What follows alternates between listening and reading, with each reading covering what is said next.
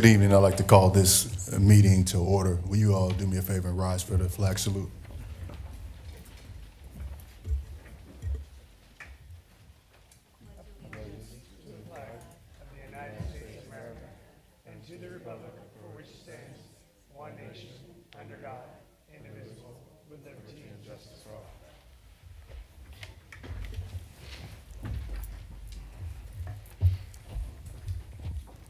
Tacoma Public Schools acknowledges that we are on the traditional, ancestral, and historical lands of the Puyallup Tribe of Indians. We honor with gratitude the land itself and the Puyallup Tribe. This acknowledgement serves as a first step in honoring our nearest tribal neighbors and partners who have inhabited this region since time immemorial, and to whom we give thanks for allowing us passage to their lands. We shall intentionally create inclusive and respectful partnerships that honor indigenous cultures, histories, identities, and socio-political realities. General Counsel Benroe, could you please call the roll? President Stroger? Here. Vice President McElroy? Here. Director Leon? Here. Director Bombright? Here. We have a quorum. Thank you. And just for the record, Director Keating is at a Parks Tacoma event, and she will be making her way here as soon, but if she does not, her absence will be excused. Yep. We also have our student rep, Joshua Barber, here today as well. Welcome, Joshua. Agenda item E, adoption of the agenda. I move to adopt. Second. It's been moved and seconded. Any questions, comments, concerns as it is currently presented? Hearing none, all those in favor say aye. Aye. Any opposed? It passes. Moving on to our next agenda item, recognition of staff, students, and community. 2A, recognition of the Shining Star Partner Award to the Department of Equity, Engagement, and Belonging at Pierce College. Right. Good evening. Good evening. It's good to see you all. Good evening, board members, Superintendent Garcia, and our beloved community. My name is Amanda Scott Thomas. I'm the director of the Community Partnership Office, and it is the first Shining Star Community Partner Award of the year, and I am super excited about today's presentation. As you all know, that Tacoma Public Schools defines partnership as a cooperative relationship between students, families, schools, the school district, and the greater Tacoma community. We know that our partners are committed to supporting student academic success and success of the whole child. Partners work with and invest in the education of our children and youth, whose future in turn will affect the quality of life in the entire Tacoma community. When it comes to student success, Tacoma Public Schools recognizes that schools cannot do it alone, and in recognition of an investment of time, talent, and resources for Tacoma Public School students and families, as well as staff, the Shining Star Community Partner Award signifies honor and thanks to a community partner who has made a difference by doing what's best for kids. For today, we have for you for the first one, September, considering the Equity and Engagement and Belonging Department at Pierce College. They endeavor to cultivate a deep sense of belonging and engagement for students, staff, and faculty, recognizing that in doing so, students reap the benefits that come with higher education. Higher education will bring forth higher incomes for our students, better health, and greater social and economic mobility that passes from generation to generation. That is why it seemed natural for the Pierce County College or Pierce College representatives, Ms. Shauna Freeman Lane and Ms. Robin Thompson, to extend their influence beyond the Pierce College walls to form a partnership with our Academic Excellence and Achievement / Advanced Programs Department around student well-being and youth leadership. The purpose of the event was twofold. One was to provide student leadership opportunity for TPS students to learn about project management. Secondly, through the process, students lifted a wellness event focusing on school district and local mental health resources, addressing the types of mental health challenges that youth might face, potentially becoming barriers to learning. The wellness gathering was a platform to highlight strategies and resources that students can access to improve wellness and academic achievement. In collaboration with Shauna and Robin, the students were able to plan and implement a full day of wellness with presentations from Chalet and May from our Health Services Department, and Christy and Jimmy from the Whole Child Department, and resources from Multicare and Pierce County Health Department. The event came together superbly. Ms. Shauna Freeman Lane and Ms. Robin Thompson generously opened the Pierce College campus to host this great event. From the moment of its inception to the closing down of the day, a 5-month project from beginning to end, Shauna and Robin dutifully worked side by side with the youth project management team and their students. Some of them are here today, and I'm going to have our Justina Johnson is going to name them because they have certificates, so you'll be hearing their names.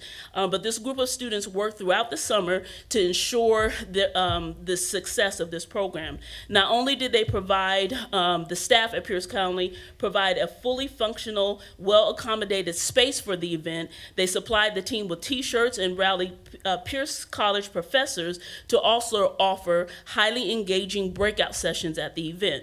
The breakout sessions provided by Shauna and other Pierce College staff were entitled Pathways and Possibilities, Wellness, Vision, and Your Next Steps, and a Taste and Perception, Exploring Your Sensory Superpowers, Discover How Your Taste Buds Shape Your Experience of the World. Sounds like a cool conference.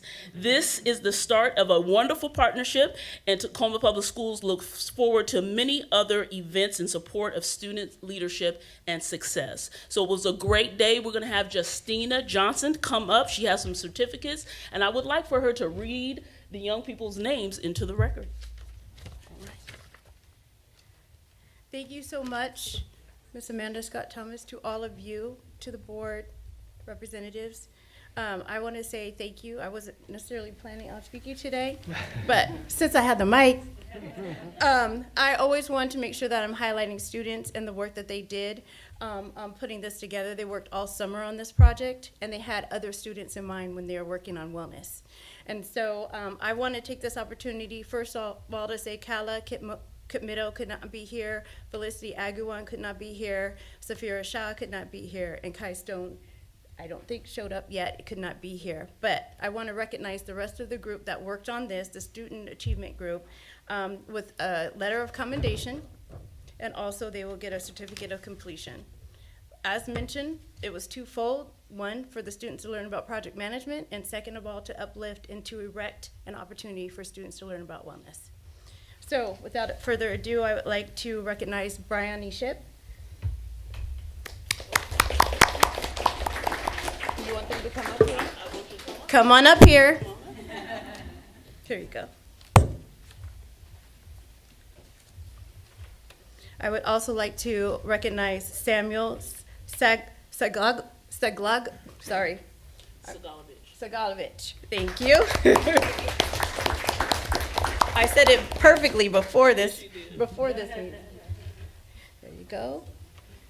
We have Ibrahim Jamal. Come on up.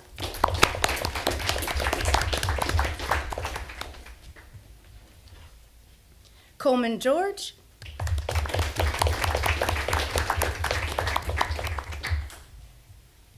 Rhiannon Meyer.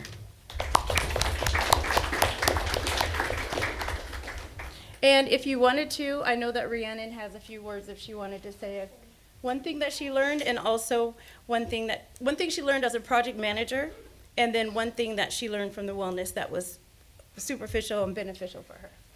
Yes, I have some things to say. Okay, so I'll start with, as a project manager, I learned a lot about outreach. Reaching out to our vendors was definitely a process, so I think there's a lot to learn for next year's. And then from the sessions, I think what I liked the most was, although we had less students than we were intending and than we wanted, it made the sessions, we had really deep connections with both the speakers and all the students in our sessions, and I think that was really beneficial and something we need to hold on to for next year too. And then one improvement is, although Pierce College was amazing, I think we need to have it in Tacoma, and having it at Tacoma schools would be, I think, so beneficial for upping how many students come and just making this a true Tacoma Public Schools event. So Yeah, that's all I have to say. All right, so stay right here because we're going to take a picture, but I do want to call up to come accept the award, Miss Shauna and Miss Robin. Are you here? Come on up.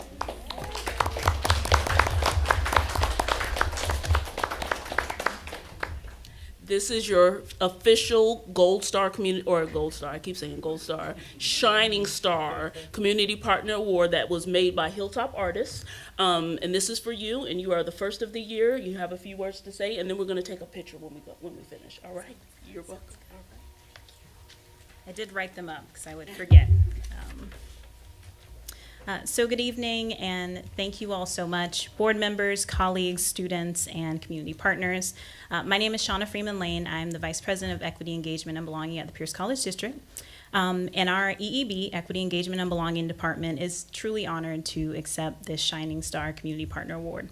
First and foremost, we want to express our deepest gratitude to Justina Johnson for her outstanding leadership and collaborative spirit to really be the driving force for this event to really happen.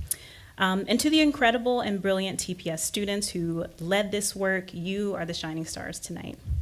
Your brilliance as leaders and thought partners brought this event to life. Your commitment, vision, and execution created a powerful and transformative event that I know left so many inspired.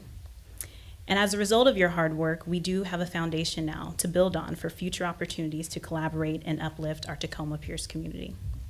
I also want to personally thank Ms. Robin Thompson in EEB for her day-to-day dedication, compassion, and partnership in this hard work that some days can feel like heartbreaking work, doing equity work, yes. But I also want to thank Dr. Julie White, our Chancellor and CEO of the Pierce College District, for her steady leadership and commitment to serving and working alongside our communities. Lastly, I just want to again extend a thank you to the students, to Justina and the entire team for this partnership.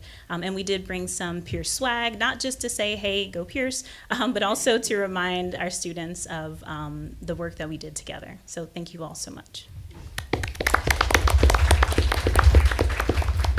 Thank you very much. Giving honor to everyone here. Hello to the board and your representatives. This experience was amazing. It was really amazing. The 5 months that we spent with the students and just watching them work and how amazing they were. Justina, thank you very much for bringing us in and being that community partner. We enjoyed the work and really enjoyed the event itself. So in honor of those students, I brought a t-shirt because their project management was just unbelievable. And I brought the t-shirt that was represented that they designed and picked the colors and everything. This is what TPS students are all about. Just had a really good time. We also have stickers that they handed out as well. I have some of those if you would like a few. Amazing students, and thank you so much for your partnership. All right, so what we're gonna do at this time is take a picture. So everybody, if you would walk up to the dais up here, and you can take your award with you, and we're gonna get a photo. This way. While they're coming up, I also want to thank the parents who brought them to the project management meetings all summer. So parents of the students, could you please stand? Thank you. And if you could also come around. And I also want to say that we came in well under budget. Well under budget. So we have opportunity to do this again. Thank you. It was somewhat of a pilot project, so if you're interested in being a part of it, just reach out to me. All right, and while they're gathering, I will add a little tidbit that Miss Robin is the mother of one of our principals, Lauren Taylor, who's in the audience. Proud mom.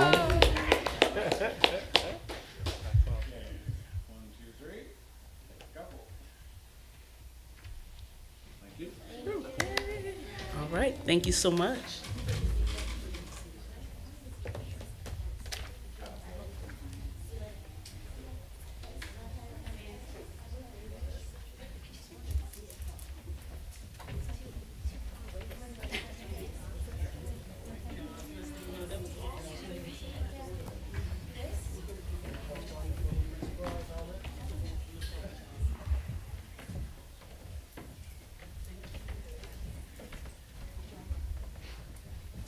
Before everyone heads out, I know everybody got their picture and things like that.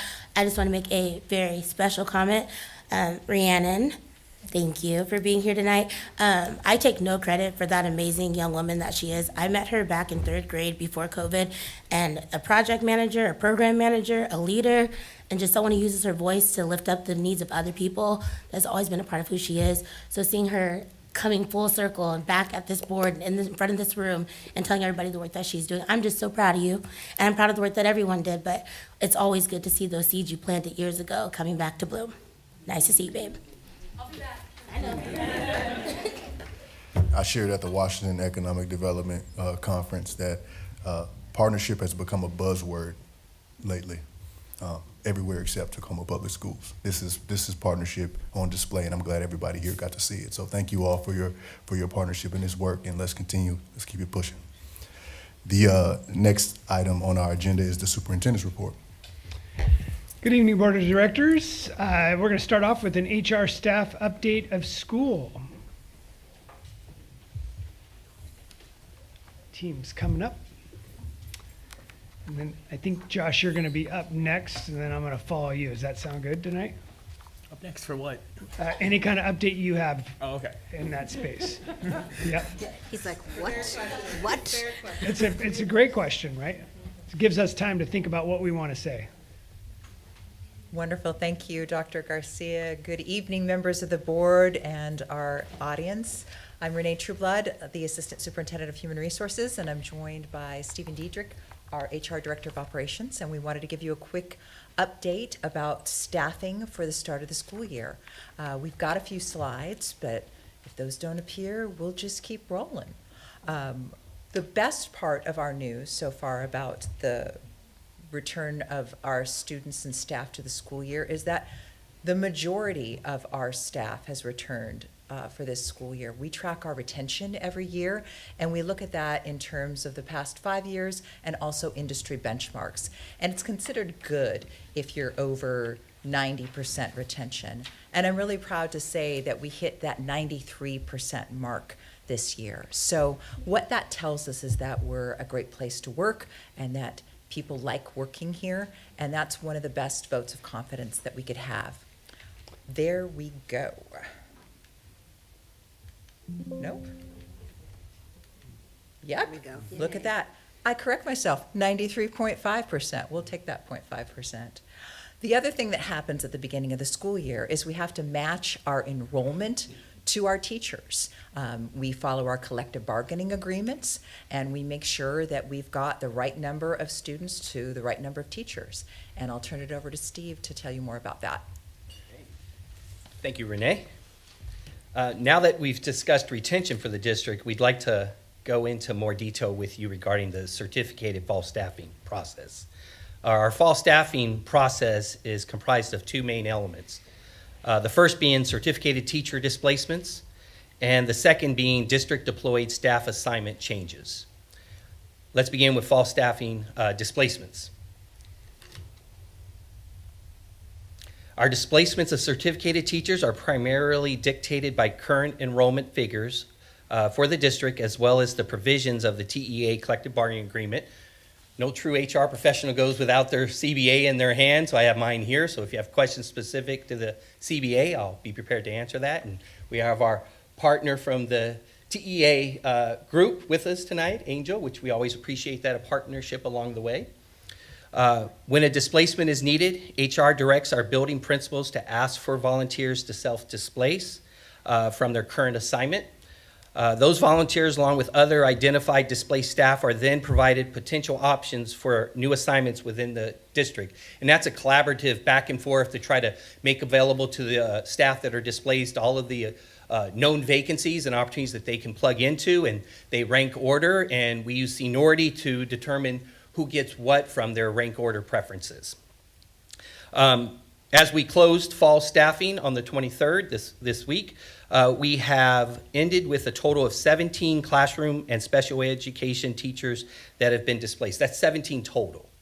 5 of those are special education teachers who were reassigned back into a special education room.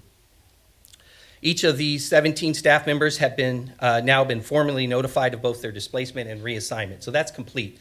The last couple teachers begin in their new assignment on Tuesday, which is a good thing. And that also includes the time that it takes to pack up classrooms and unpack and set up their new classrooms. Next, I'd like to share a short video with you that the district has made available on our public page that provides a basic explanation of why teachers may be shifted between classrooms and our buildings. Why in some schools do students and teachers get shifted around after the first 2 weeks of the school year? It seems disruptive. Great question. There's a good reason for it, but it's a little complicated. Every fall on the first day of school, each class doesn't always have the exact number of students we predicted. After all, a lot can happen over the summer.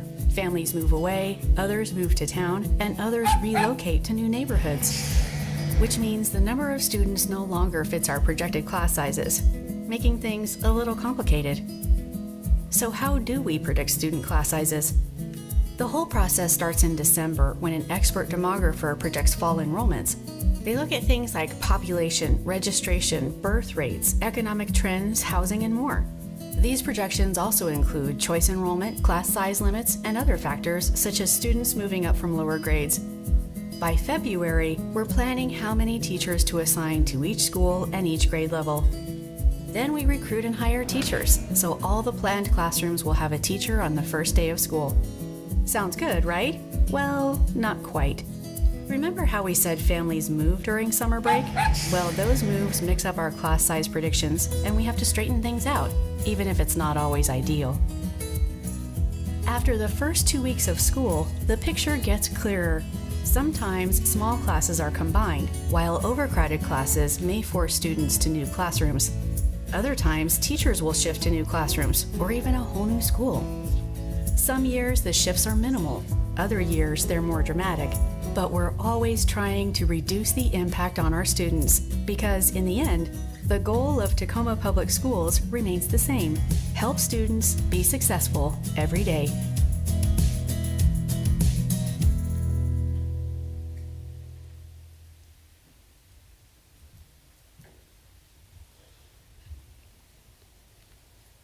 All right. We'll move on to our district deployed staff assignment changes. Just an update. HR is currently working with our program directors along with our budget team to finalize deployments for the following areas. Elementary school specialists, which include your music, PE, and librarians at the elementary level, your multilingual teachers, instructional facilitators, nurses, occupational therapists, physical therapists, school psychologists, speech language pathologists, and audiologists. Per the CBA deadline, we anticipate having the final assignments for the district deployed staff completed prior to October 15th. We typically wrap it up within the first week of October, so we anticipate doing so again. That concludes our update on our fall staffing efforts, and we'd like to open it up to any questions you might have. I don't have a question, but I truly appreciate the video. It's been a really good resource for myself. I've been talking with a lot of kindergarten families just from my work in preschool. So having that resource available to me, finding it, sharing it out, and letting folks know, like, this is very common, this happens every year, was really helpful for some of those first-time TPS parents. People who've been here longer, I'm sure they're pretty used to it, but those younger parents, it was really helpful for them. They liked the graphics, which was great, but I just appreciate that it's being shared now, and I think maybe we might want to start preempting and sharing it a little bit earlier, just so that, especially with those youngest learners, when I was meeting with those families and community, they were really stressed about, what's going to happen? Do I lose my kindergarten teacher? But the ones I met with, about 23 of them, it all worked out. They're all pretty happy, and they like their schools and their teachers. Thank you so much. And credit to our communications department. I know they've posted it up on our webpage as well. And, 17 teachers, less than 1% of our staff. Our enrollment is a little bit down. I checked in with Rosalind. Our number is about 150 students less than last year. So, Rosalind's team, the demographer, our estimates, we got pretty close. And we're glad we didn't have to impact very many staff members or students. And just as a comment too, because I'm curious, at some years I mean, it's different schools too. Some years, some schools are really low and other schools are really overpacked, and they could be in the same, next door neighborhoods. So it's just changes every year, right? Mm-hmm. And I think that was the thing about the video that was really actually kind of impactful when they say that the changes, there's lots of reasons for them, but you can't tell ahead of time. And we saw that again this year. Yeah. And I talked to my Pierce County colleagues today. They saw some similar elementary schools in Pierce County seem to be a little bit lower. And somehow there are pockets of secondary schools that are a bit higher in a lot of pieces. It's complex. This September numbers always grow.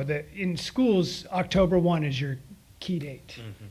Which even makes it more challenging, right? Because if you're a classroom teacher, you're going to see, well, wait a second, my numbers grow, right? Because they keep coming. And that's the challenging piece. I hear some folks saying, yeah, they do. They keep coming. We're not a stagnant society. And, for those that have been listening for a while, you understand that we had to cut over $30 million out of the system last year.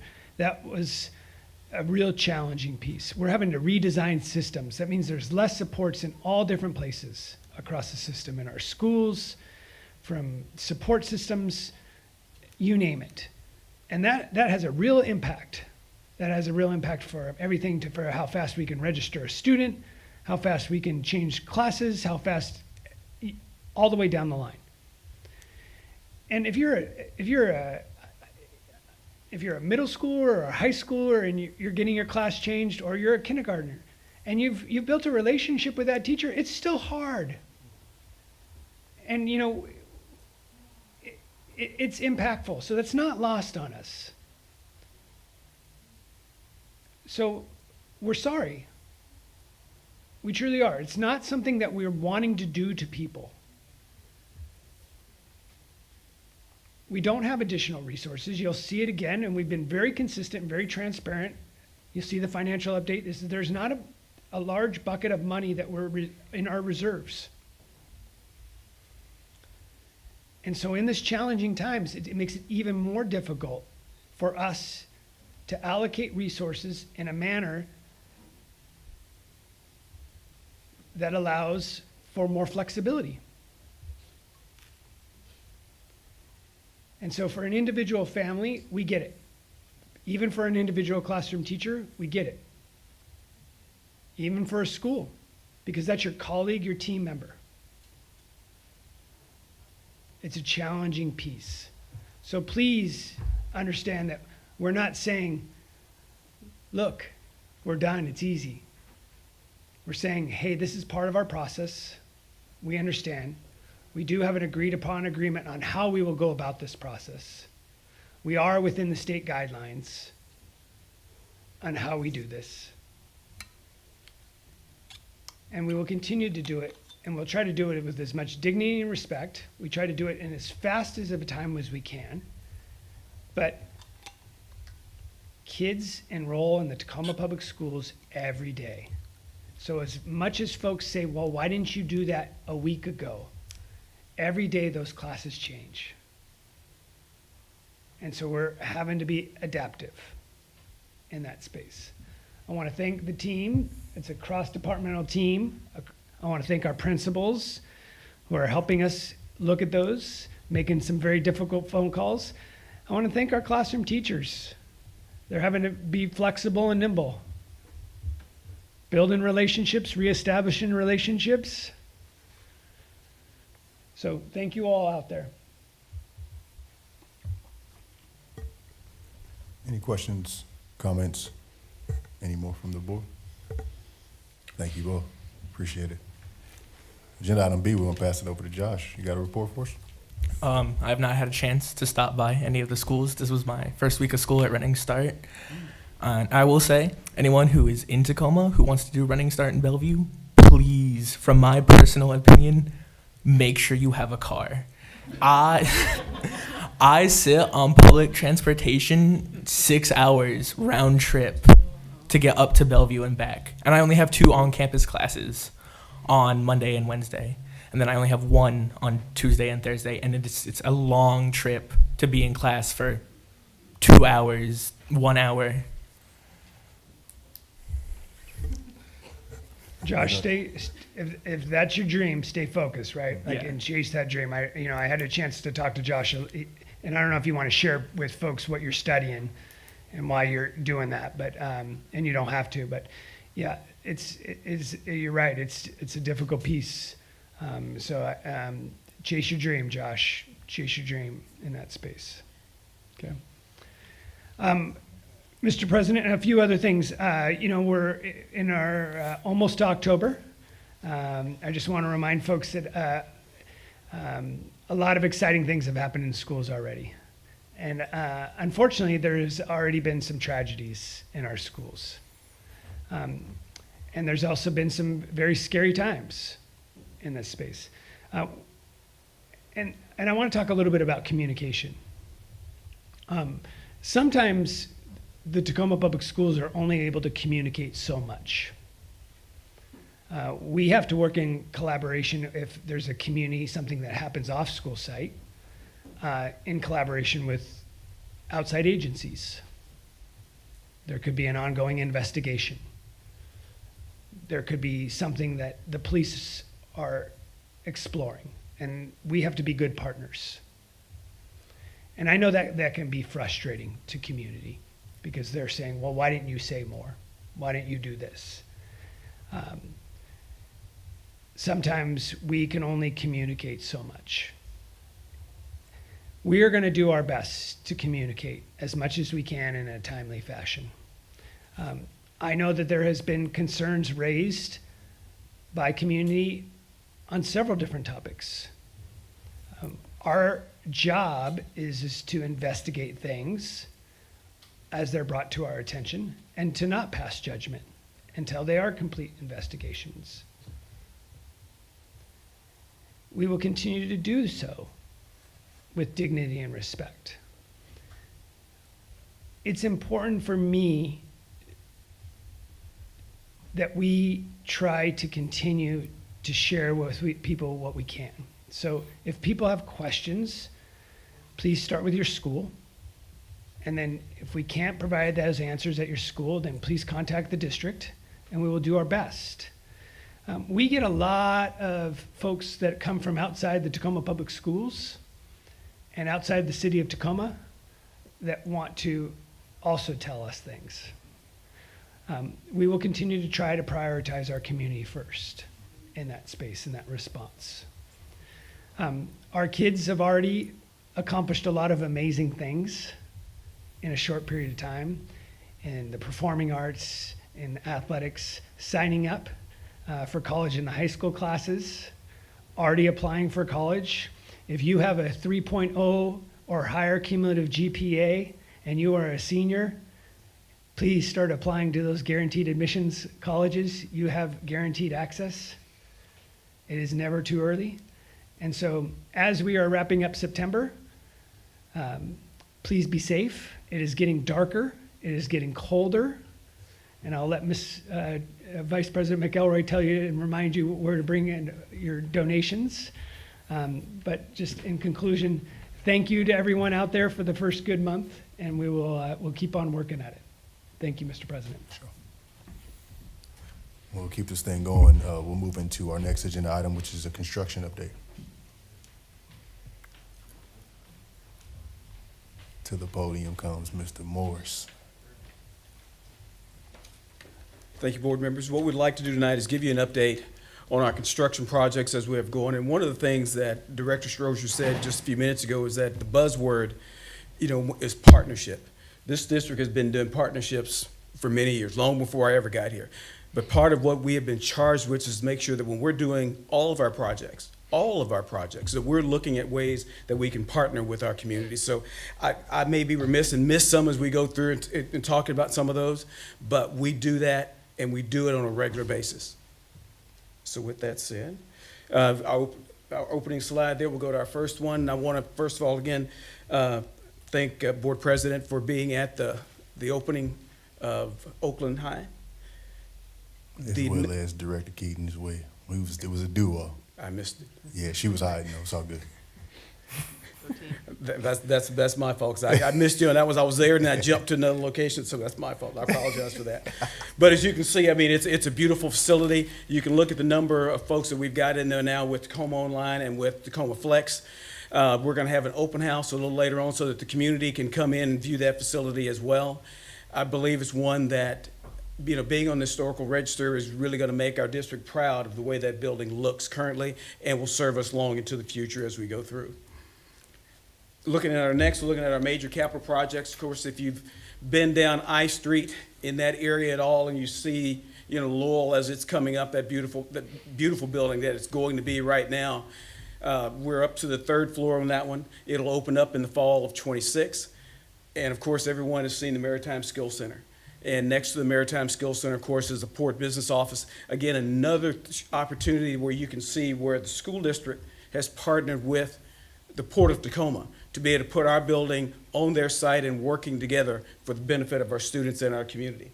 That building will also open in the fall of '26. Then we've got FOSS that we're going to be doing some work on this coming summer of '26.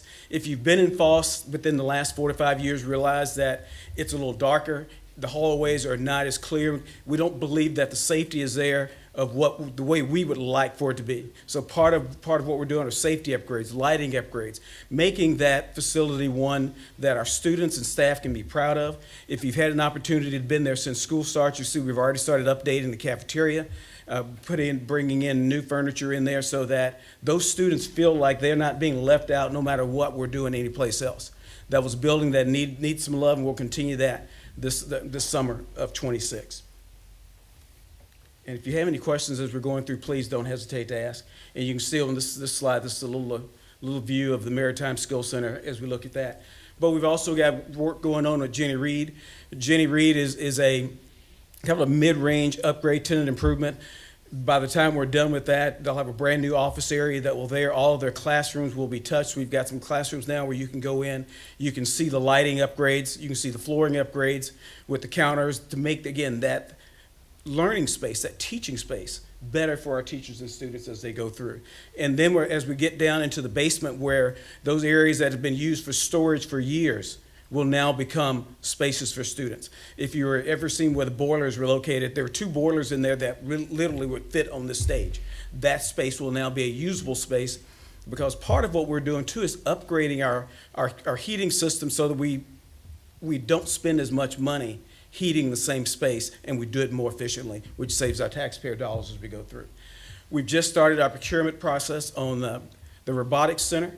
Of course, that will be located at the LeMay Car Museum. Again, another partnership with the LeMay Center and the city of Tacoma, because that's the land that it sits on.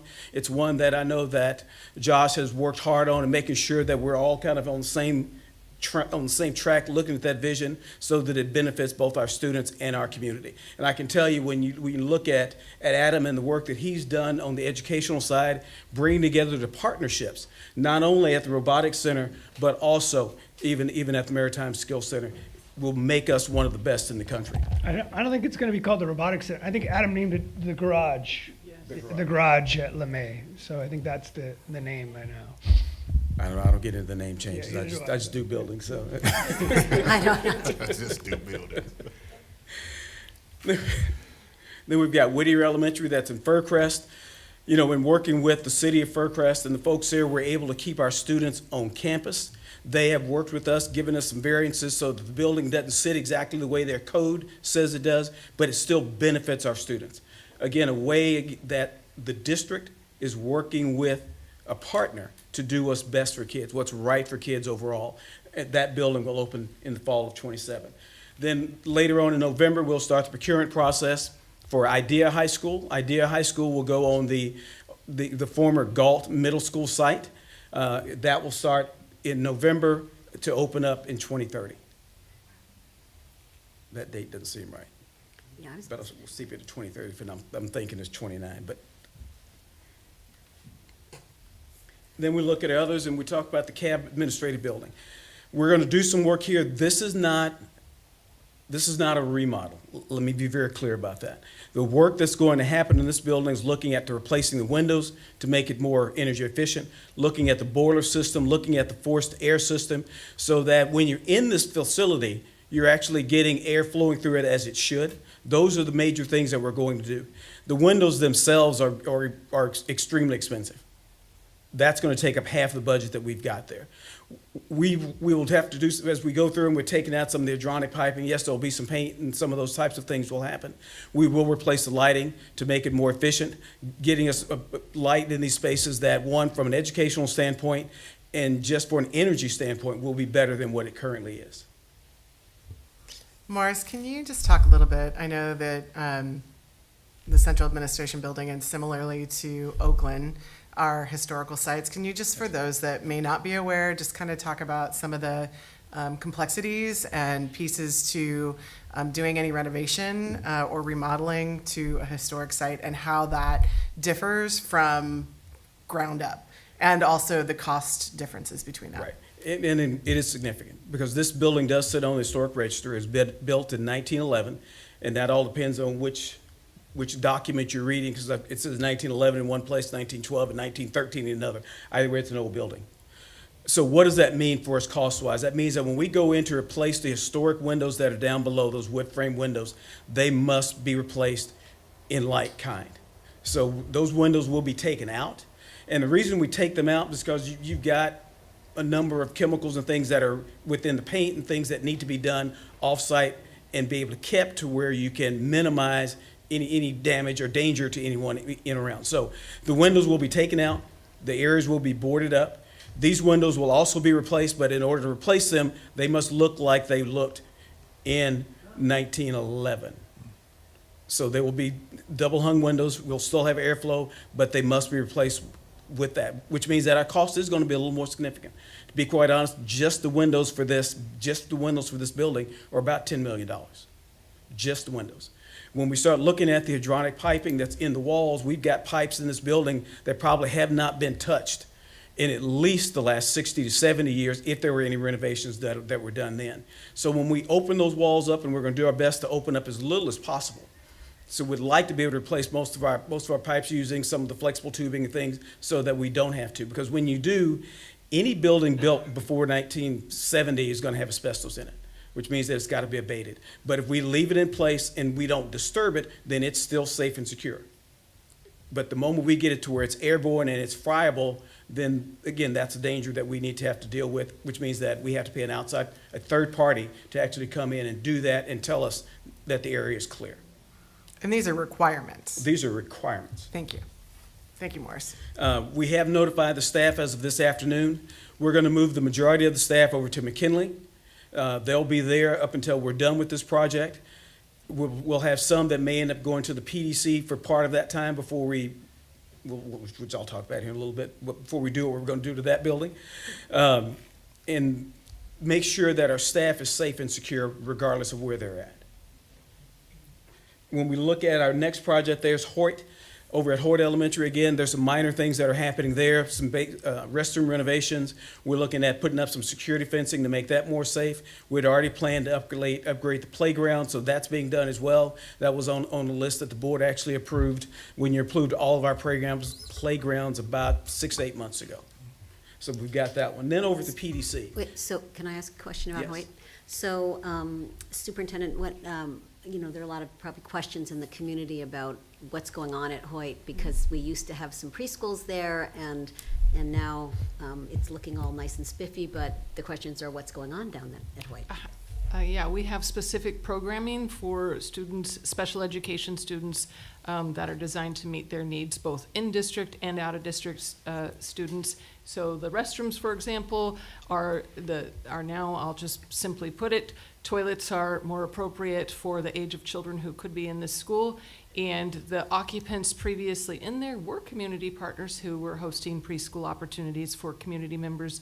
We worked through the process with them to help them identify a new space for them, and we gave them plenty of notice, and we're up and running with our Hoyt Day program. So these are self-contained special ed classrooms? That's not the exact term, but like that, and it is on our website. When you go to our Student Services external website, you can learn a little bit more about that program. It does require qualification to the program. It's not open for enrollment. There's a process for identification for the students who are eligible to participate in the program. Thanks, that's kind of what I was getting at, but thank you. So to the PDC, part of what we've been charged with by the superintendent is to look at where we have square footage where we can reduce our footprint. We're reducing our costs that we spend on a daily basis. The PDC is one of those buildings that as we look at buildings B and C, and if you're not familiar with B and C, B is the quad area, and then C is actually the theater. So that middle section is what we're looking to demolish. We'll create a space there in working with Parks Tacoma, to make sure that we've got a space that is still usable by the community, and they've got some programs and things that they're looking at to be able to use that space for. Again, part of the partnership that we do, looking at things that are within the community that's going to benefit not only our students that are at both of those sites right next to it, but the community as a whole.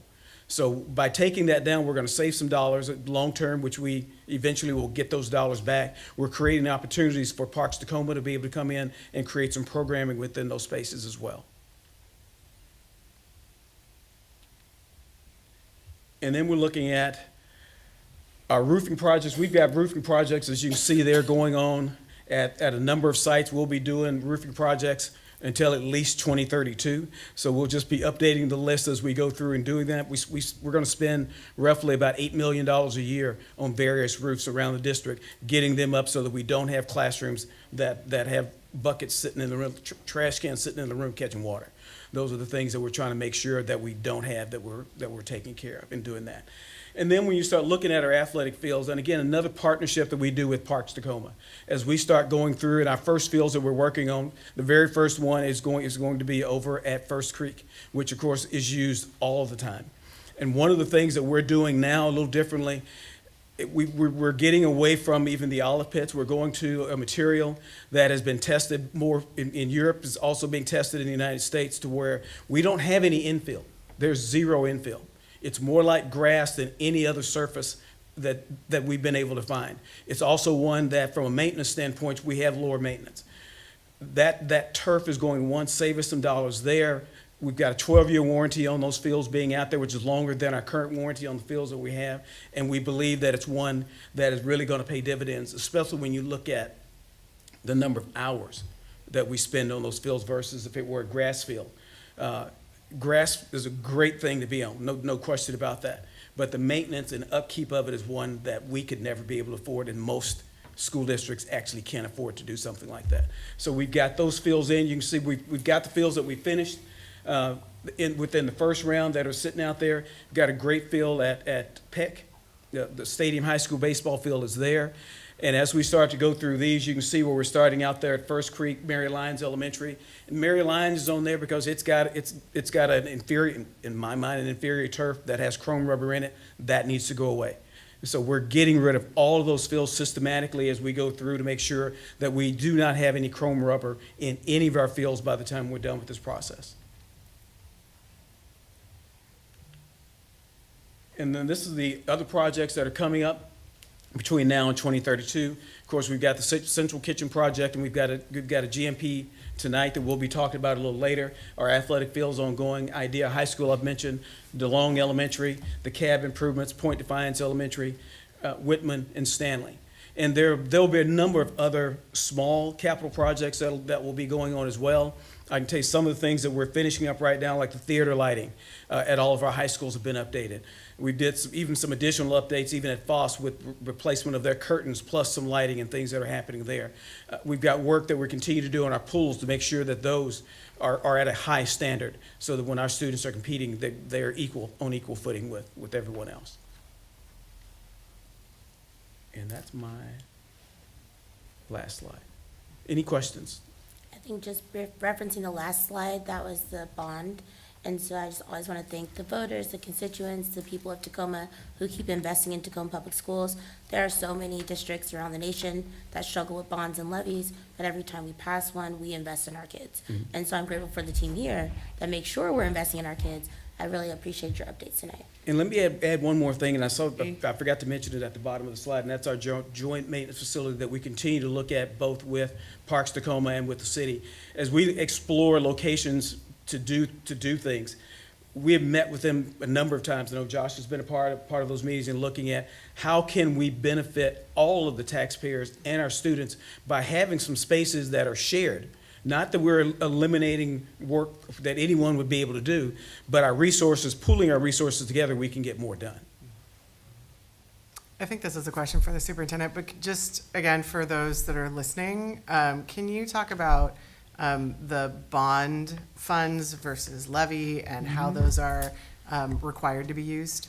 Yeah, so the bond is the capital bond. There's multiple bonds, but the construction capital bond dollars cannot be used for general fund purposes. They have to be used for capital construction purposes. We also have what we call is a capital technology funds, which is also has to be used for specific legal purposes. They articulate in accounting codes for those in there. The levy, which is about to expire, can be used to, in my opinion, for levy and general fund, it changes based on the legislation's definitions. Sometimes there is more intermixing between the levy dollars and general fund dollars. But traditionally, bond dollars are very narrowly defined for the taxpayers agreed upon. And you adopt a resolution that defines what are those parameters before it goes to the taxpayers, both for levies and as well as bonds. Thank you. I'd just like to add that, on the website, it has Alicia Laver, Morris, and Chris have led a team of folks with community partners to establish goals for how we do the work, how we track the work, to include community in that work. And so you can, as a community member, you can see our progress, how much of that work is going to Pierce County businesses, MWB businesses, local businesses, local spend, down to each project. And so if you're ever interested in that space, Mr. President used the word partnership as a buzzword in that. I think it really hit me in that space, and then Morris used partnership a lot. I think in this society that I'm seeing is we're almost either we throw partnership around really easy, or we're afraid to partner. Partnerships are really hard. Even as Morris was saying, we partner is this, partnerships are really hard. There's an assumption that we agree on everything. That's not what a partnership really is. Partnerships just mean that we're willing to have difficult conversations, that we're willing to be transparent and honest, that we're willing to speak our own truths, that we're not trying to undermine each other in a common good in that space. And so as we share these things with you folks up at the dais, and I know you know this because you see a lot of the work behind, but also with the community, I think it's important that folks understand that we're not saying that we're all doing this easily. We're saying that there is a lot of hard work behind the scenes to try to work towards a community common good, and that's what we mean by partnership, where we're both bringing resources to the table to establish something that's better for community, not better for the district or the partner in that space. And so it just struck me as we were using that word a lot. I hope that we don't get to a place where we're afraid to partner. And I hope we never get to a place where we think that partnerships will just be easy. I think those are transactions.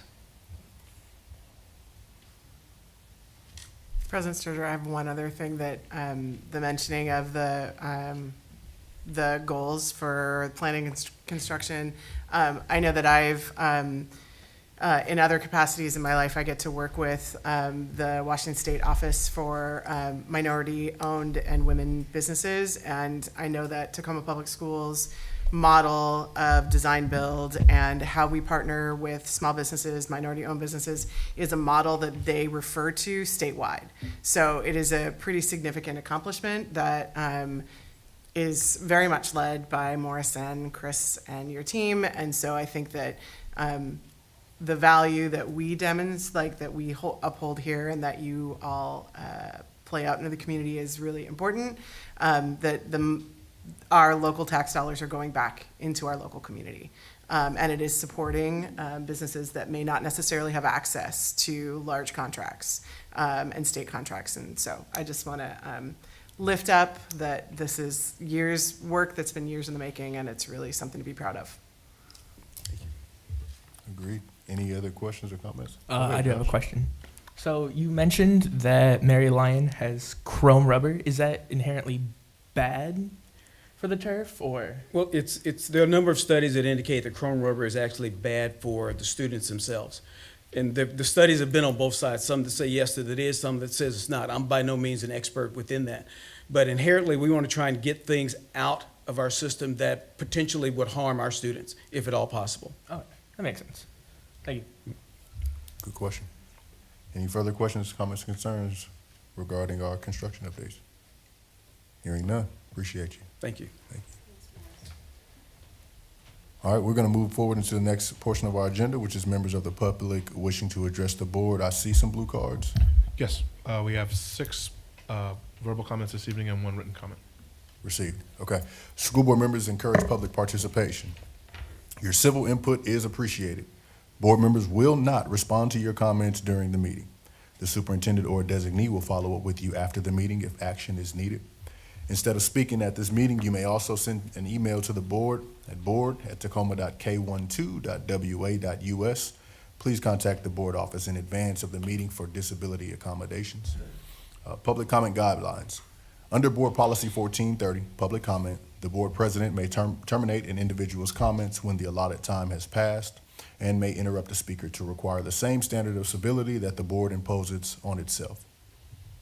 Examples of uncivil comments include comments that are libelous or slanderous under a legal standard, are an unwarranted invasion of privacy, are obscene or indecent pursuant to the Federal Communications Act or any rule or regulation of the Federal Communications Commission, violate school district policy or procedure related to harassment, intimidation, bullying, or discrimination, incite an unlawful act on school premises or violate a lawful school regulation, or create a material and substantial disruption of the orderly operation of the board meeting. The board as a whole has the final decision in determining the appropriateness of all such rulings and can maintain order by removing those who are disruptive.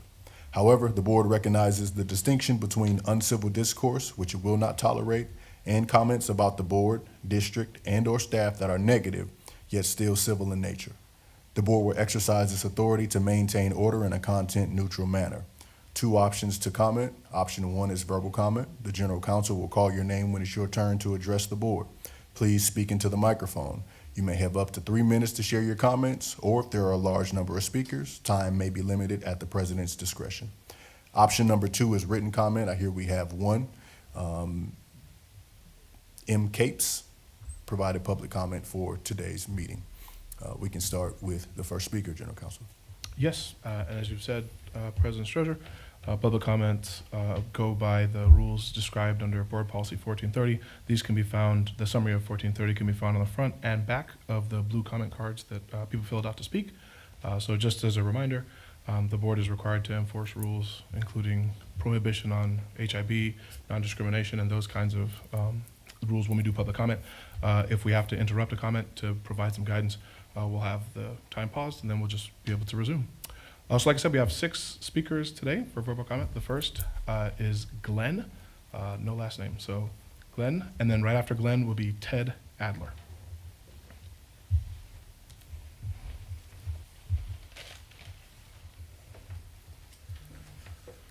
Good evening, everybody. I'm here on behalf of my 2 kids who go to Lincoln High School. And I am a graduate of Lincoln High School too many years ago, as my family is. And my kids came to me the other day with a video that was very alarming. And it was to do with the vice principal over there, Mr. Amen. And it's talking about shooting the school up and leaving no witnesses. And that video was done in 2018, I believe, but it's still out there, and for some reason, it's getting generated again. I've never seen it before, but I've seen it now because my kids came to me with the concern. And it's very alarming, you know, and concerning. I feel like I should take my kids out of Lincoln High School for their safety, especially when the principal is doing this kind of stuff. And there's a couple other different websites that I looked at that was brought to my attention, and there was going to be two other students' parents coming tonight, but they couldn't make it because they were still at work. Anyway, he's on 3 different social media sites talking about shootings and killing kids, and it just, I don't know, it's very alarming to me. And I don't know how somebody like that could be in that position. And I don't know, I just wanted to bring it to the attention. I'm sure you guys already know about it, and I hope something's getting done about it. Because, you know, like I said, my great-grandma was the first year graduated at Lincoln High School, the first year it opened. And, you know, then the rest of my family kind of followed. But I don't want to have to pull my kid out of Lincoln, you know, just for their safety. And, you know, as you guys know, there were 2 shootings there last year, and 1 kid died. And I don't want that to, you know, I don't know. I'm at a loss right now. You know, I'm a single parent. I take care of my 86-year-old mom as well. And I don't get no help from the kid's mom. I do this stuff alone. And I used to work at Lister Elementary, and I was a watchdog there, right? And I don't know if you guys know what that is, but I feel like that's a pretty important thing. There was a lot of kids that didn't have a father figure in their life that looked up to me. And I know that was elementary school, but Lincoln High School, or high schools, should have the same, something like that going on there. Anyway, I just wanted to bring this to you guys' attention and tell you it's a very alarming safety concern. Thank you. Thank you. Our next speaker this evening is Ted Adler, followed by Kristen Bridgen Brown.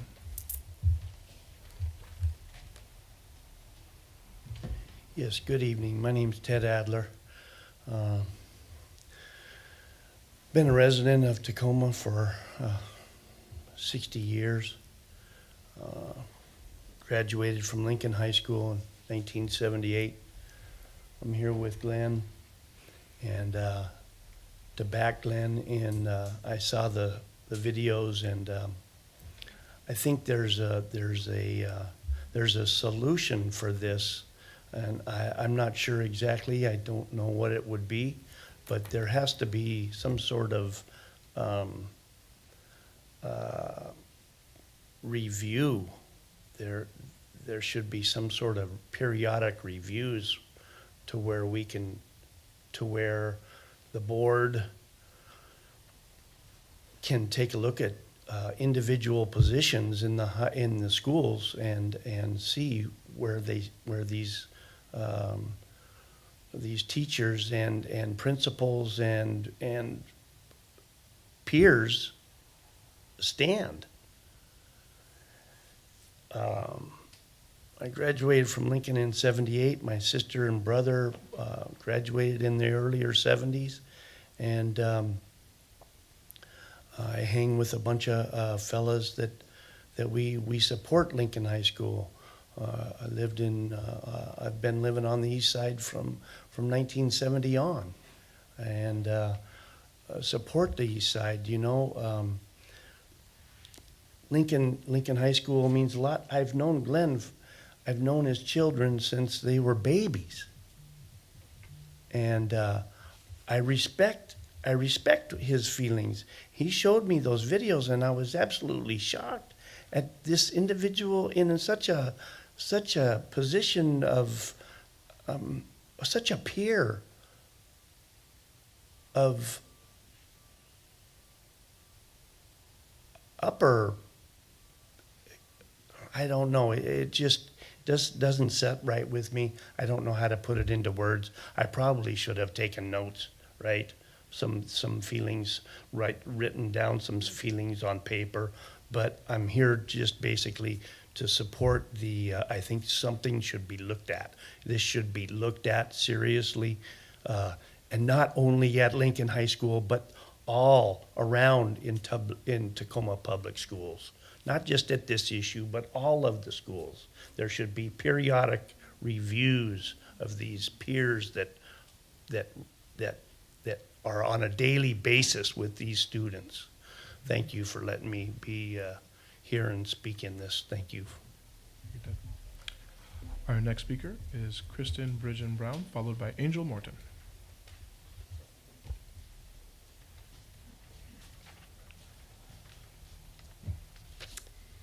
Good evening, members of the board and superintendent and the community. My name is Kristen, and I'm here as a concerned parent and citizen. I want to address the issue at Lincoln, and it should be troubling to every single person in this room, regardless of political party or personal background.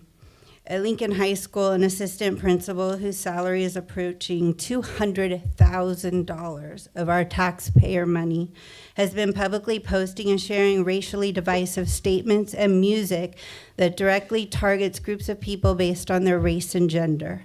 These posts are not private. I was able to see them a couple days ago. They are not rumors. They are public, verifiable, and deeply concerning. One recent post stated, "America has a white male problem."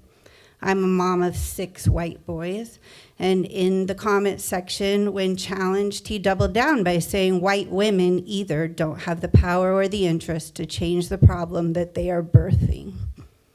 This is not a one-off, this is a pattern of his rhetoric. I don't want to be here. I don't want to address this. I don't want to be the person that always brings the bad news to the table. I have kids at home. I wanted to be at the park with them. But I do expect for attention to be drawn to this and for it to be addressed. Tacoma Public Schools claims to be committed to equity, inclusion, and the well-being of all of our students, every student, every day. That includes the white kids. But inclusion is not being addressed with everyone, and it cannot mean a selective inclusion for some and open hostility towards others. Our students deserve administrators who model respect and professionalism, not division and contempt. We entrust our children's safety and education to this district. That includes their emotional and psychological safety. My son was corrected for just making a hand gesture of a gun in class. He's in high school. He is playing with his friends. If that's reprimanded, then this should be too. I'm asking for 3 things tonight: immediate investigation into this assistant principal's conduct and social media activity, transparency with the community about what actions will be taken to ensure accountability, and a reaffirmation from this board that racism in any form from anyone will not be tolerated in our schools. This is not about politics. It's not about left versus right. It's about standards of professionalism, respect, and equality under the policies that this district claims to uphold. If we fail to address this, we're telling students that bigotry is acceptable as long as it targets the right people. This is hypocrisy, and our children are seeing it. Thank you. I believe that Tacoma can do better, and our kids deserve better.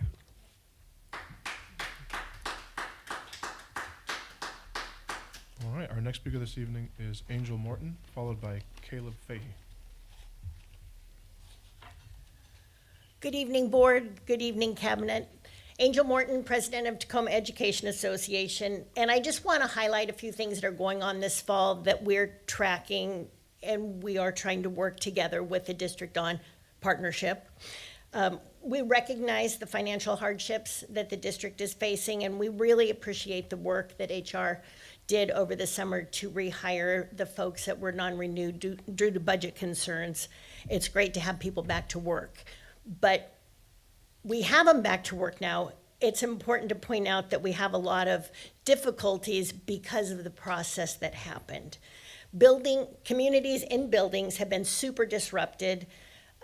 Relationships of teachers and staff with the community, the greater community, have been forfeited. Teachers have been assigned to teach things they don't typically teach. I love that we were able to bring our staff back, but the fall is going to be trying for folks. as new teams are formed, new curriculum is learned, and new family relationships need to be developed. We need to support our schools in a big way this fall. Class sizes are a concern. There's a super large concern this year. The reduced staffing budget has driven up class sizes and caseloads. The association appreciates that the district is making sure that the CBA numbers are adhered to, but staff are really feeling the crunch of starting the year with an overage of students. We really need to support our teachers in a big way this year. Early childhood programs have changed a lot. Our students do not have the rich choice of programs that we used to offer in Tacoma. Our transition to kindergarten teachers and our special ed preschools are doing the very best they can be doing, but the need is huge. Our little learners aren't coming to school prepared. They don't have the very foundation that makes it possible for them to be all day in a group of 20 without more support than we're currently providing for them. We really need to support our early educators in a big way this year. We have a reduction in counseling staff, secondary library staff, building support, paras that used to be available to support our kids, TOSAs that used to be available to support our kids, and we have a large increase in multi-age classrooms. All of these things are creating holes in how we can support our students. We need creative, collaborative problem solving. This is probably the most difficult start to a school year that I've participated in. I just want to continue to push, to do more, to do better, because we need to support our students. Thanks. Our next speaker is Caleb Fahey, followed by Cynthia Granke. Hi. First, I just want to say thank you for your service to our students and community. I recognize that serving in education is a pretty thankless role. And so I just want to say thank you, and I honor your guys' sacrifice. You know, it's a volunteer role, and it's a big deal. My question is twofold.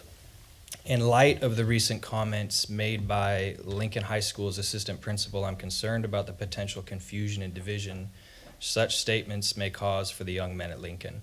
What steps are being taken to foster healthy dialogue, encourage critical thinking, and provide support for all students so that comments like these don't create further division or discourage students from participating in school? Secondly, with the growing rate of school shootings and campus violence, what specific measures are being implemented in Tacoma schools to ensure student safety? How are we proactively working to protect our students both physically and emotionally so they can learn in an environment free of fear? Thank you. Thank you. Our last speaker this evening will be Cynthia Granke.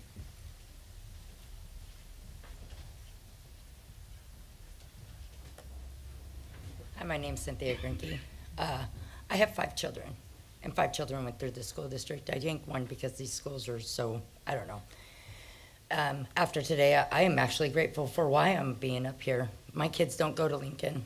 They go to Idea High School. I've had 2 graduate from this high school, and I have my 3rd one getting ready to graduate. I get and understand why you have to move people, but the one thing you forget to include in that is their history. Clarissa Gettler has been at Idea High School for 7 years. She is not just a special education teacher. She's not an IEP case manager. She encompasses it all. She works with the families that have 1, 2, 3 people on their caseload. I got one that graduated last year, one that's getting ready to graduate this year. You took her from there because she had one less than another chick who's only been at Idea for 3 years.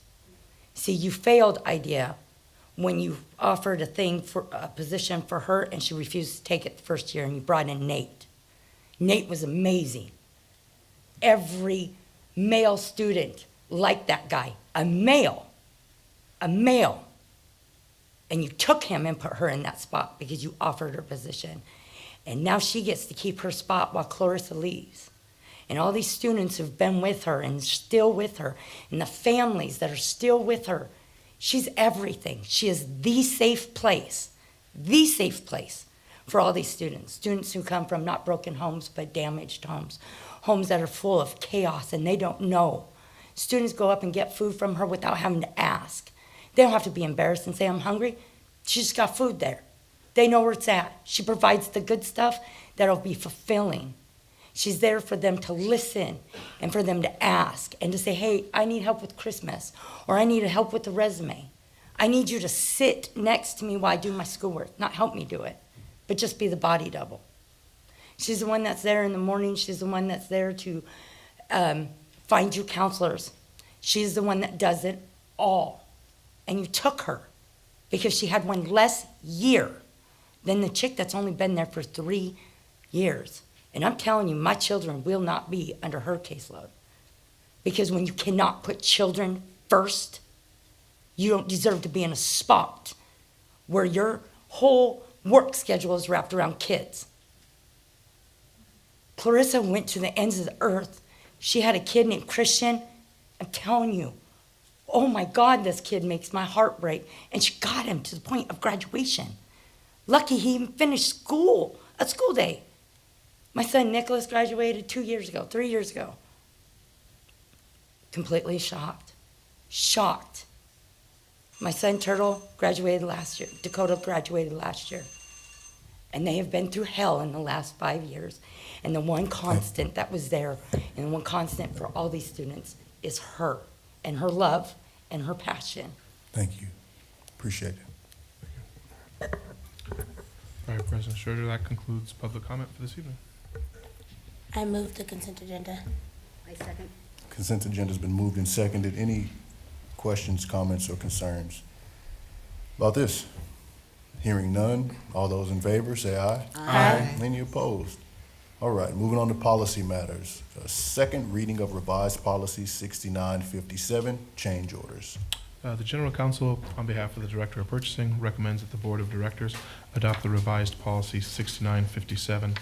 Just briefly, the red lines you see in this policy reflect some changes that Alicia Laver and team are recommending to the change order policy. We have rules about the dollar limit above which the board votes on transactions that are under the superintendent's authority. And so this clarifies that if a change order pushes those dollar amounts above the limit, has a cumulative effect of pushing those dollar amounts above the superintendent authority limit, that those would come before the board. And so this is a second reading. It's already been looked at by the Equity Policy Review Team, and we've incorporated their feedback. So we'd be asking for a vote on this one. Solid. We don't roll call vote this though, right? We do not have to roll call vote. All right. We need a motion. I move item 7A. Second. It's been moved and seconded. All those in favor, say aye. Aye. Any opposed? All right, it passes. Next up, second reading of revised policy 6959, accepted of completed construction project. The General Counsel, on behalf of the Director of Purchasing, recommends the Board of Directors adopt the revised policy 6959. So this, I misspoke earlier when I said Alicia Lauber. It's actually Sheree Estrada that brought this for us. Both of these policies were brought by Sheree.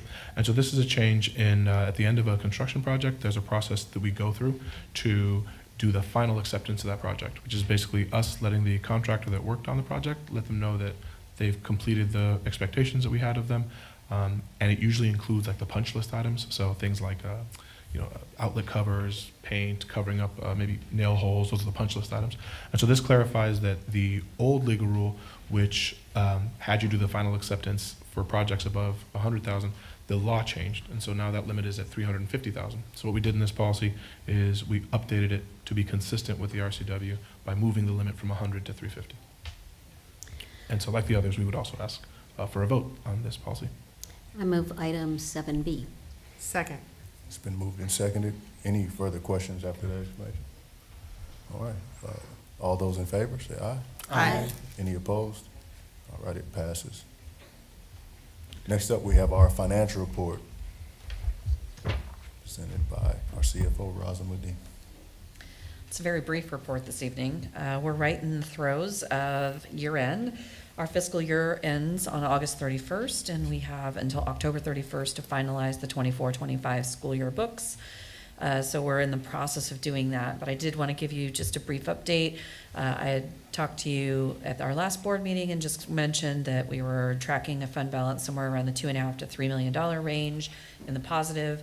Nothing has changed in our assumptions as of right now. We haven't had any new information processed through, but again, there's, on the 167 steps of year-end closing, we're on step like 40.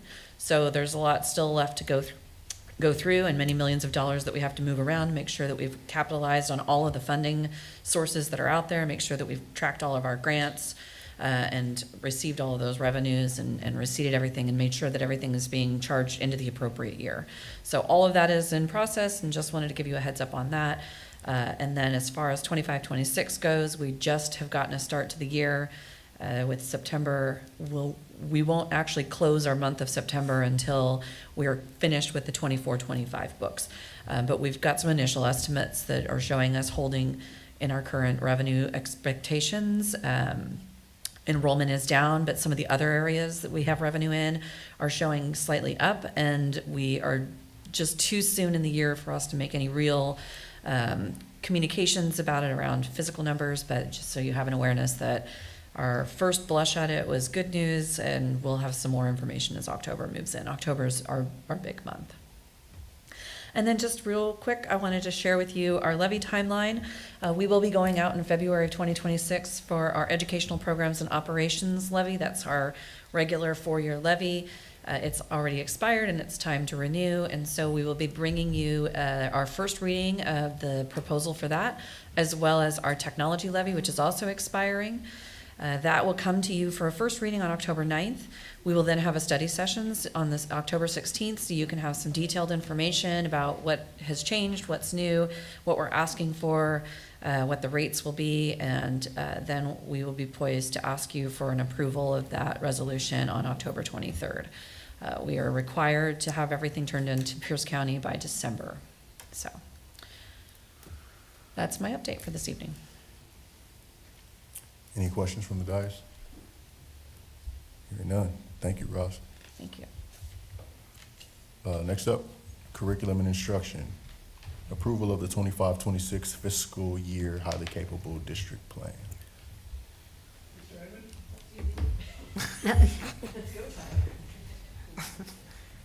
He's got the kicks to get him up here. Go, see, go. Oh, wow. The Assistant Superintendent of Teaching and Learning recommends that the Board of Directors approve the 2025-26 highly capable plan and approve acceptance of associated funding estimate at $958,201 for September 1, 2025 through August 31st, 2026, as well as expenditure of funds within accepted guidelines from OSPI. I move 9A. Second. It's been moved and seconded. Questions, comments, concerns about the district's highly capable plan? Hearing none. All those in favor say aye. Aye. Any opposed? It passes. Thank you. Agenda item, moving on to 10. 10A, approval of the school bus purchase from, the bus sales business Shecky. and Shecky. Bryson Bus Sales. The Chief Financial Officer recommends that the Board of Directors approve the purchase of 2 Type C diesel buses from Shetke Bus Sales and 2 Type C diesel buses from Bryson Bus Sales in the amount of $773,010.65. Funding source Transportation Vehicle Fund. I move item 10A. A second? It's been moved and seconded. Questions, comments, or concerns? Some folks maybe say, well, why diesels again, right? We did electric buses. A lot has changed in the landscape at the national level around electric buses. A lot's changed at the national or the state level around electric buses, meaning funding opportunities, funding sources. We have to still have infrastructure. I'll just remind folks is, we had to build some portable generators just to get the electric pieces.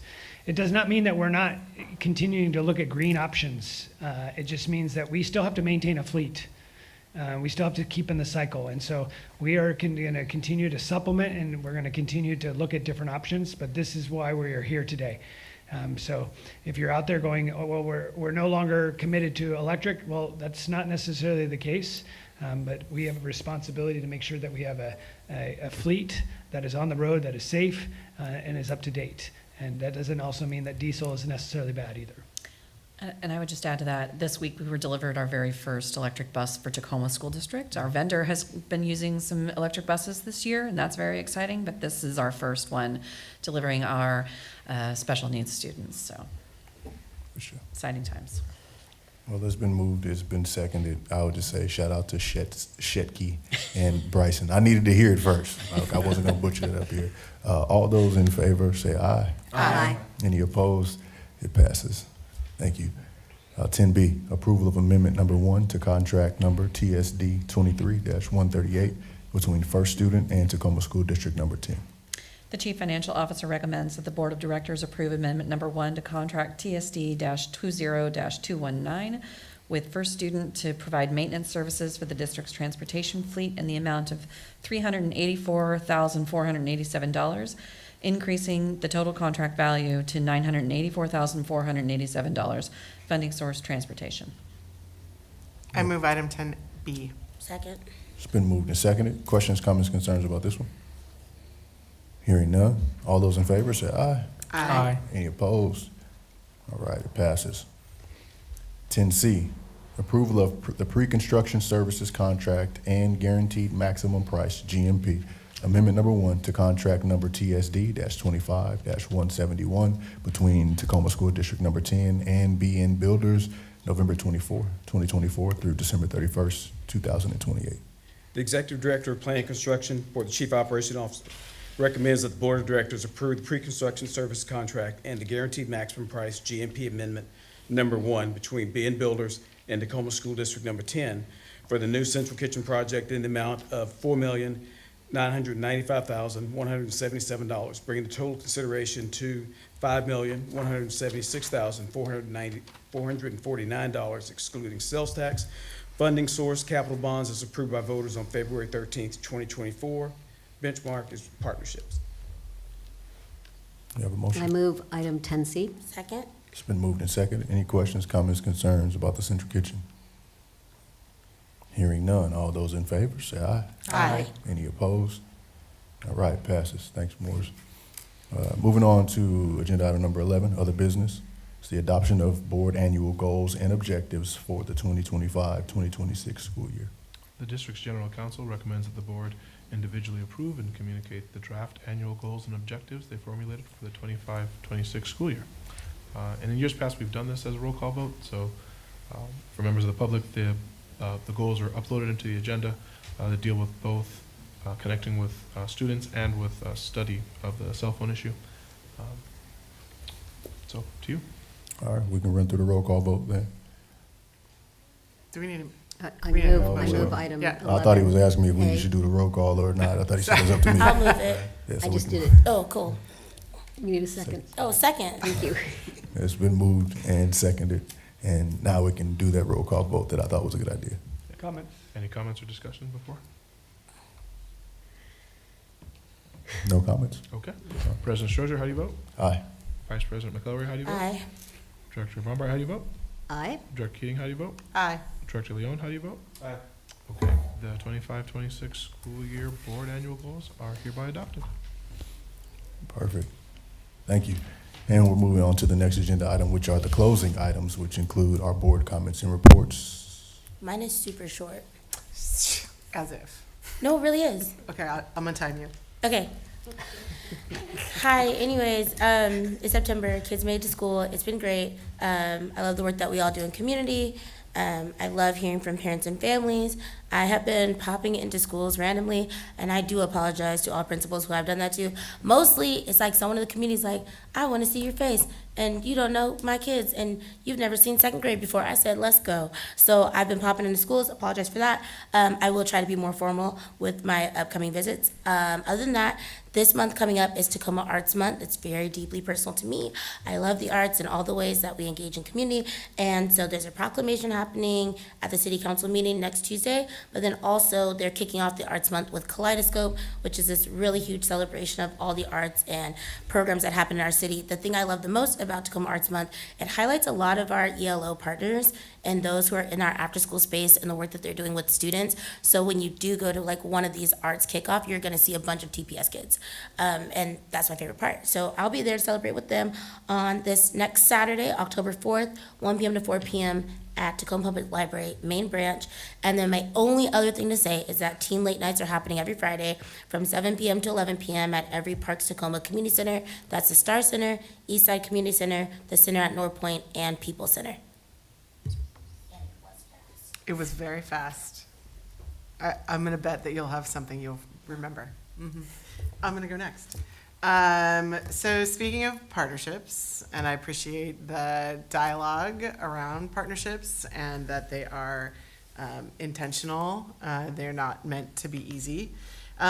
Before, I was a little bit late to the meeting because Parks Tacoma was hosting a community event at Hilltop Heritage Middle School around Peck Field, and there was already like a master plan, a master design plan when the Peck Field ended up being determined and what it was going to look like. So there's space on, I think it's 14th, but on the sort of north to south, west to south side of the ball field, where they're looking to get community feedback on like a pump track, like BMX pump track, a traffic circle potentially, a garden or like a walking path, trails. So there's a lot of really cool ideas that are being floated out there. So I had the opportunity to see some of the suggestions that they were going to be making, and then tonight was an opportunity.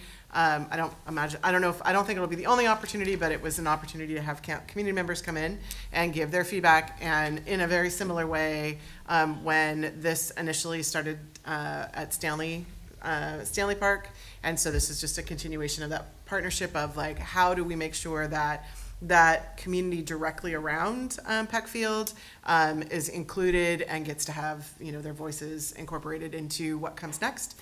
So it was pretty exciting, and I was honored to represent the district in the welcoming remarks. And then legislative session feels like it just got over, and the next one's gonna be here in a hot second. So we, superintendent and I, and director of communications and our CFO continue to meet with our federal relations partners, and then also we meet with our state government affairs partners.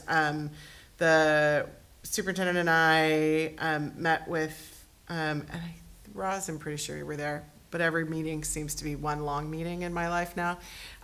But we did meet with Representative Jake Fye last week and had a really constructive conversation just about the challenges that we're facing as a district and some solutions and ideas, and just like had a really productive discussion on like how can we address the funding, the impacts of the funding gaps, and also that we're facing, but we also recognize that the state is also facing a substantial budget shortfall, and the forecast that was just came out, I think earlier this week, it could have been last Friday, does predict that the state is falling over I thought I remember it was $9.6 billion less than what was projected between now and 2020 or 2030.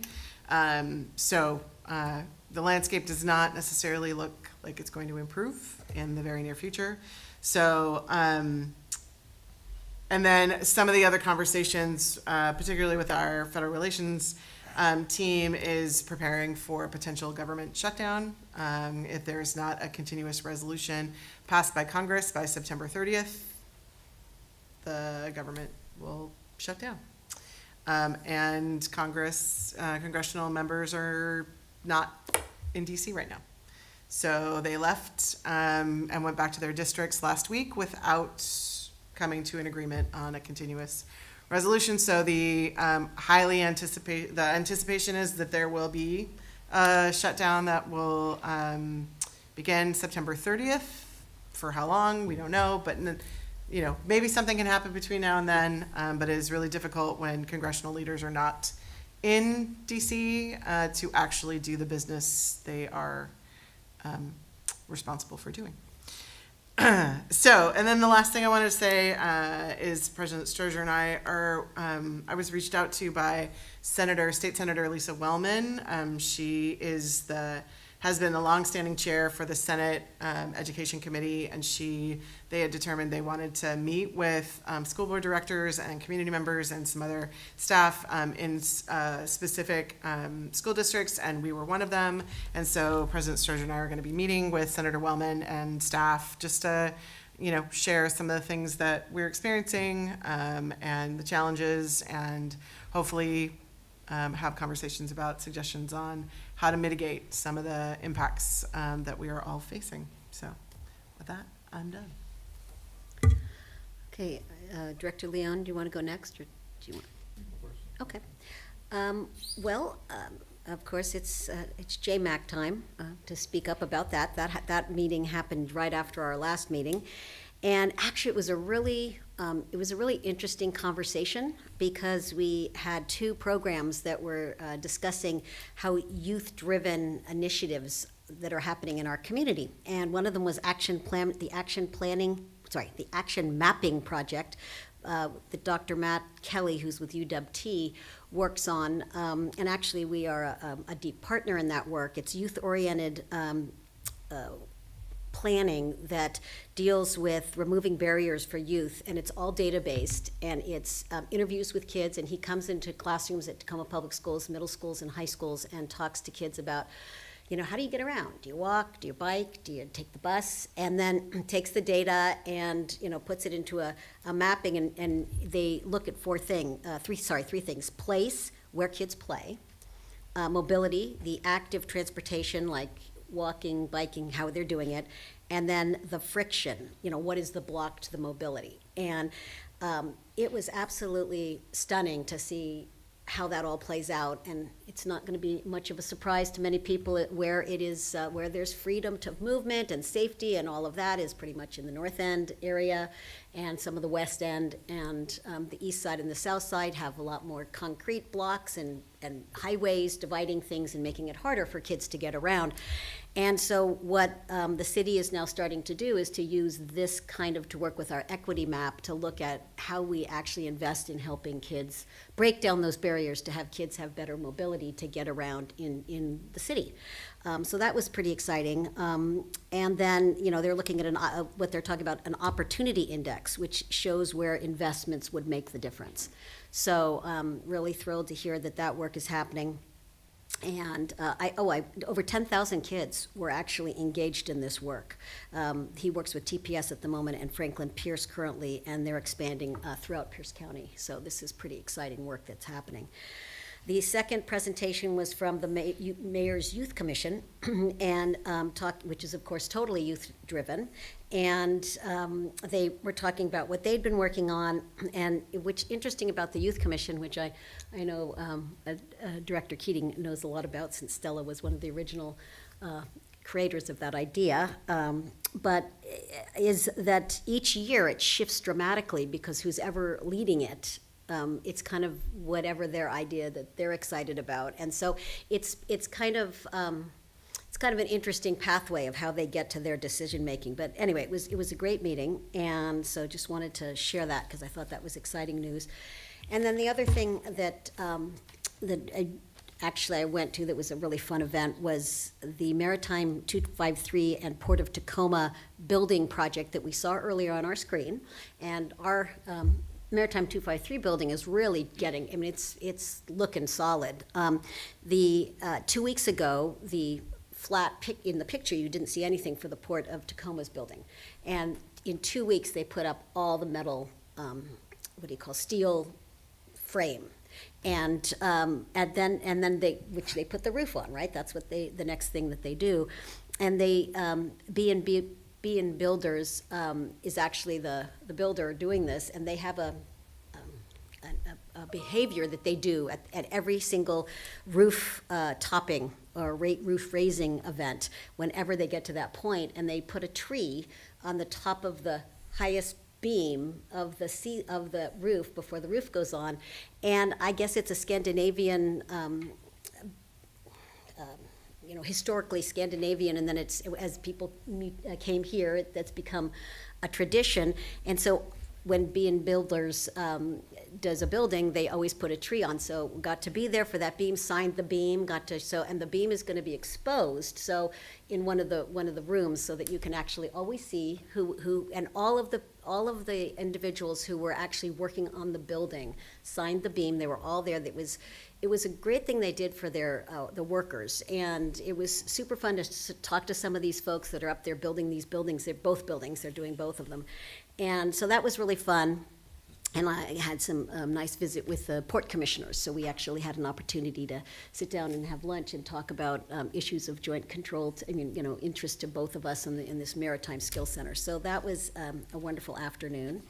And then the other bit I've been working a lot on the last couple of weeks is kind of the further launching of the Tacoma Education Dream Fund, which is the nonprofit organization that is going to be revving up soon to be able to raise money and support things along 5 different pillars that support our students and make sure that they have opportunities that'll elevate their ability and creativity to learn.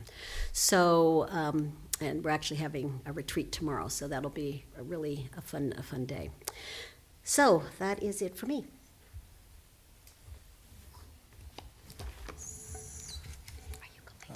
I did go by that Maritime Center's looking, amazing, and I didn't know the story about the beams. Thanks for sharing that with everybody.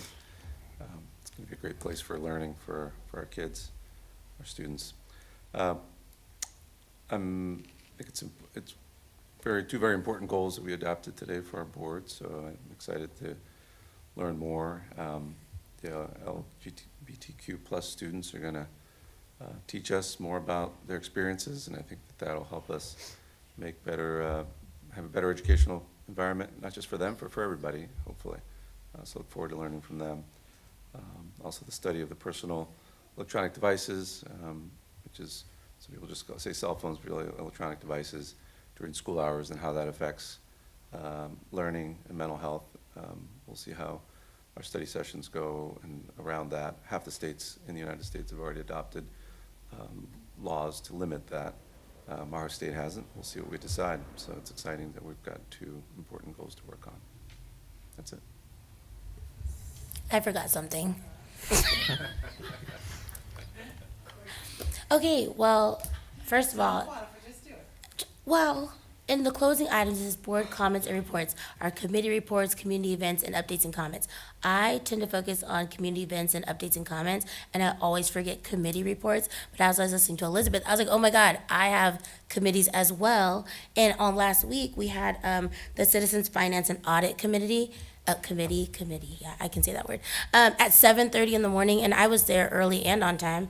I listened and I learned, and I think it's really respectful of us to engage community in how we are managing our finances. I really appreciate the work of the CFO and her team, and all the other partners in the room, because Rosalind, you're the only person I remember, but there were a lot of people there. I do remember the actual citizens who are on that Citizens Finance and Audit Committee. I don't know if that's public, but either way, if it is or if it isn't, if you're really concerned about things going on in our district, you want to help us balance our budget, we do have that budget tool that comes out every year. It's a lot of fun to play with, but there's other ways to get involved. So maybe one day there'll be an opening on that committee and you can learn more about how we deal with our finances and how we audit. And I think it's just important that people know that there are ways to engage with the district at a high level at 7:30 in the morning, and I was there. And yes, thank you. And the last thing I want to say, I always want to say thank you to President Strozier. You are a study for myself in this work, and you have been a role model and a leader, and I know that you're very quiet, and that's why I'll talk for the both of us when I just say that sometimes your strong presence is really all I need to ground me in the work that I'm trying to do. So I thank you for your service and all you're doing to support all of us. Next time anybody wants to thank me for something up here, just go ahead and mute their mic. Thanks, Kevin. No, please. I appreciate that. Thank you. There's no report for me this evening, so we'll go into the announcement of next regular board meetings. October 9th, we'll be back at 6 p.m. in this space. October 16th, we'll have our study session. And then October 23rd, we will have our business meeting here again at 6 p.m. With that, I will just ask if there's any other comments or anything that need to be shared before we shut this thing down. Hearing none, this meeting's adjourned. Thank you.